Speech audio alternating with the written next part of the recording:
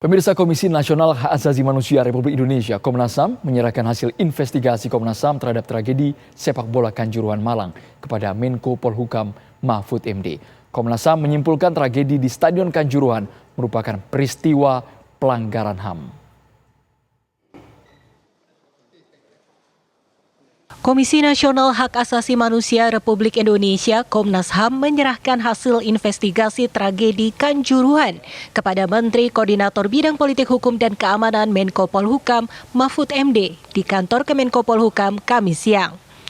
Komnas HAM menyimpulkan tragedi di Stadion Kanjuruhan merupakan peristiwa pelanggaran HAM. Ketua Komnas HAM Ahmad Taufan Damanik mengatakan ada 7 pelanggaran HAM yang ditemukan pihaknya dalam tragedi Kanjuruhan. Dalam laporan tersebut, Komnas HAM juga meminta Presiden Joko Widodo membereskan tata kelola sepak bola Indonesia. Jadi satu peristiwa pelanggaran hak asasi manusia, ada 7 poin kami sebut di sini, yang itu mengakibatkan 135 orang meninggal dunia. Jadi ini satu peristiwa besar.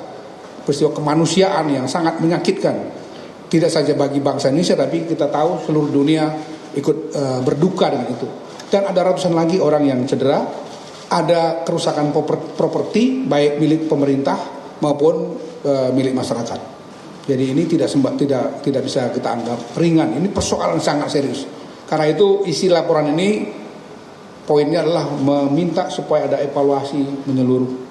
Yang itu tentu saja kita meminta kepada Bapak Presiden untuk ikut bertanggung jawab membereskan tata kelola sepak bola kita. Yang tidak kalah pentingnya dalam laporan ini, nanti Pak Anam dan Pak BK akan jelaskan lebih detail, adalah soal penegakan hukum. Sudah ada langkah-langkah penegakan hukumnya, tapi untuk sementara ini kami merasa bahwa semestinya penegakan hukum juga harus sampai pada tingkat atau level yang paling tinggi, yang bertanggung jawab terhadap sepak bola di Indonesia. Satu lagi, tanggung jawab terhadap korban, baik yang meninggal dunia maupun yang cedera maupun properti yang rusak. Apakah itu bantuan dalam arti sosial, kesehatan dan lain-lain maupun pemulihan yang dibutuhkan oleh para korban itu.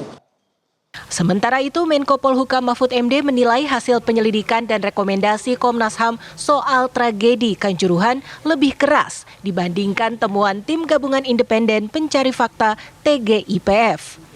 Mahfud mengatakan rekomendasi Komnas HAM meminta agar tersangka dalam kasus ini tidak hanya berhenti di 6 orang. Sama ya, tetapi ini lebih keras biasanya kan.